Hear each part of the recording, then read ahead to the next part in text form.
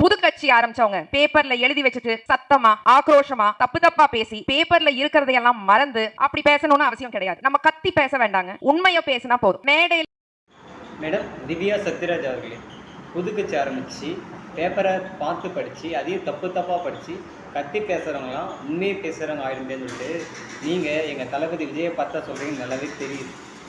நீங்கள் தான் உண்மையை சரி, நாங்கள் தான் தப்பாக பேசுகிறோம், எங்கள் தளபதி தான் தப்பாக பேசுகிறாரு, பொய் பேசுகிறாரு, உண்மையை பேசுறதில்ல. சரி வச்சுக்கோ, நீங்கள் தான் உண்மையை பேசுகிறீங்களே, அப்போ பேசுங்க. நேரு அவர்கள் தற்போதைக்கு 1020 கோடி லஞ்சம் வாங்கினார நகராட்சி துறையில், அது அந்த ஸ்டேஜ்லேருந்து உண்மையை பேசுங்க. ஏன் அண்ணே, நேரு அண்ணே, ஏன் அப்படி 1020 கோடி லஞ்சம் வாங்கினீங்க, உங்கள் மேலே புகார் வந்திருக்கு, அதுக்கான பதில் என்ன சொல்கிறீங்க? கேட்க வேண்டியதானே, கேளுங்க. ஏன் உங்கள் ஆட்சியில் மதுபான ஊழல் கிட்டத்தட்ட 4000 கோடி ஊழல் செஞ்சாங்களே, 4000 கோடின்றது கம்மி, அது எத்தனை 1000 கோடின்னு யாருக்குமே தெரியாது. அதே ஸ்டேஜ்லேருந்து நீங்கள் பேச வேண்டியதானே. அண்ணன் செந்தில் பாலாஜி அவர்களே, ஏன்னே நீங்கள் எத்தனை 1000 கோடி நீங்கள் ஊழல் பண்ணீங்க, எத்தனை 1000 கோடி நீங்கள் திருடுனீங்க, அதுக்கு பதில் சொல்லுங்கண்ணே. நம்ம தான் உண்மையை பேசுகிற கட்சியாச்சு, நம்ம திராவிட முன்னேற்ற கழகம் ஆச்சு, நம்ம ஏன்னா அப்படி போய் பேசுவோமா? அந்த உண்மையை பேச வேண்டியதானே. எங்கே பார்த்தாலும் ஊழல் அந்த தான் நீங்கள் உங்கள் ஆட்சியில் இருக்குது, எங்கே உண்மையை பேசுகிறீங்க? சரி, அந்த விட்டுருங்க.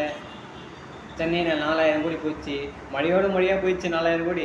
நீங்கள் அடுத்த ஆட்சிக்கு வந்தால் இன்னும் 4000 கோடி ஒதுக்கிங்க, அதுவும் மழையோட போயிடும். சரி ஓகே, 4000 கோடி ஒதுக்குனீங்கல்ல, அந்த 4000 கோடி பார்த்து நம்ம முதல்வர் ஸ்டாலின் ஐயாவை பார்த்து நீங்கள் கேள்வி கேளுங்க.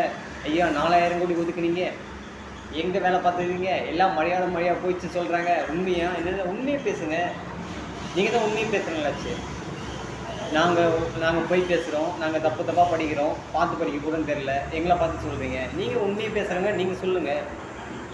ஏன் மேடம் நான் உங்களுக்கு கேட்குறேன், புது கட்சி யாரும் ஆரம்பிக்கக்கூடாதா? புது கட்சி ஆரம்பித்து இது ஜனநாயக நாடு தானே, யார் ஒன்றா தலைவர் ஆகலாம்ல, யார் ஒன்றா முதல்வர் ஆகலாம்ல. புது கட்சி யாரும் ஆரம்பிக்கக்கூடாதா? ஆரம்பித்து மக்களுக்காக சேவை செய்யக்கூடாதா? சேவை செய்யணுன்ற எண்ணத்தில் வரக்கூடாதா? எங்கள் தளபதிக்கு தோணுது, மக்களுக்கு சேவை செய்யணும்னு தோணுது, வந்திருக்காரு. ஒன்று நீங்கள் பாராட்டுங்க, நீங்களே தான் ஆட்சியில் இருக்கணும், நீங்களே தான் அதிகாரத்தில் இருக்கணும்.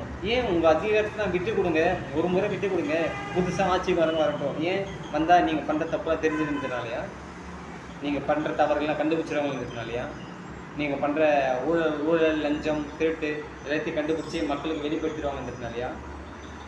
அதனால தானே புது கட்சி ஆரம்பிக்கக்கூடாதுன்றீங்க. ஆரம்பிக்கிறீங்க, இதுமாரி குறை சொல்லி தடுக்கிறீங்க.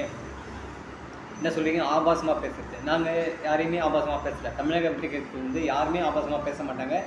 பேசுறதுக்கான எண்ணமும் அவங்களுக்கு கிடையாது. ஆபாசமாக பேசுறது எல்லா சமூக வலைகள்லேருந்து ஆபாசமாக பதிவிடுறது, ஆபாசமாக பேசுறது எல்லாருமே திராவிட முன்னேற்ற கழகத்தை சேர்ந்த தொண்டர்கள். அவங்க தான், வேறு யாருமே கிடையாது.